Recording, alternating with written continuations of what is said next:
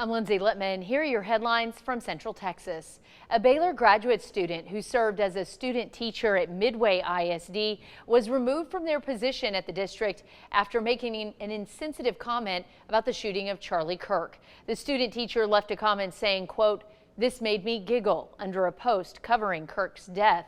A spokesperson for Midway ISD confirmed the removal, saying action was taken quickly against the student teacher intern and that they will not be returning to Midway's campus. Baylor University also issued a statement about the situation, expressing their disappointment in the comments made by the student teacher. Baylor also said the student does not represent the university in any capacity. In the wake of Kirk's assassination, traumatic videos and graphic images spread rapidly across social media platforms. Jessica Caballero, a counselor, says that constant exposure to traumatic content can be extremely difficult to process, especially for teens. She says what many people are experiencing right now is called political grief, a collective but individual response to watching violent events unfold. She recommends creating safe spaces for young people to express their feelings without judgment. Creating that sense of safety of like, it's okay to have these feelings, it's okay to have these concerns, can really help someone that might be feeling really disconnected or isolated feel like maybe they aren't alone in this. The counselor also emphasizes that grief isn't just emotional, it's physical too.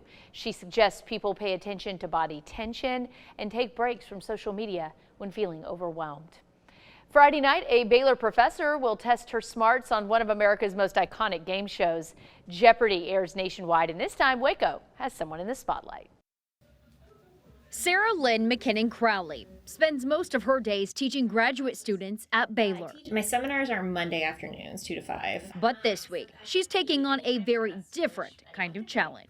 Hey Jeopardy fans, you have a local contestant. The Jeopardy buzzer, a dream that's been years in the making. I definitely remember growing up watching Jeopardy. My grandma was the kind of person where on her VCR machine, she recorded Wheel of Fortune and Jeopardy and Price is Right every day, and so that would be part of her routine. It became part of her routine too. She even earned a fitting childhood nickname, Correcto. I like knowing things, and I like being right. That same love of knowing the right answer drove her as she prepared to buzz in for the big board. So I do the New York Times crossword every day. I do Duolingo every day. This game called Worldle, where you identify where things are in the world. I did a lot of Sporkle quizzes. Sarah Lynn had one goal in mind: turn knowledge into points. When I went off and was like on the stage, that was crazy. It's like, I'm on Jeopardy, that's me. That's the board. But before the big moment, the greatest of all time shared a lesson she'll never forget. One of the things that Ken Jennings said to us was that anyone who got on here deserves to be here.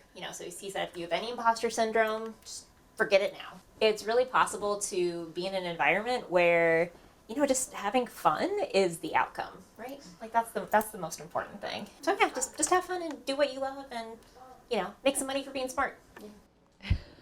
No spoilers here, but Sarah Lynn says she was happy with her performance in the episode. And those are your headlines from Central Texas.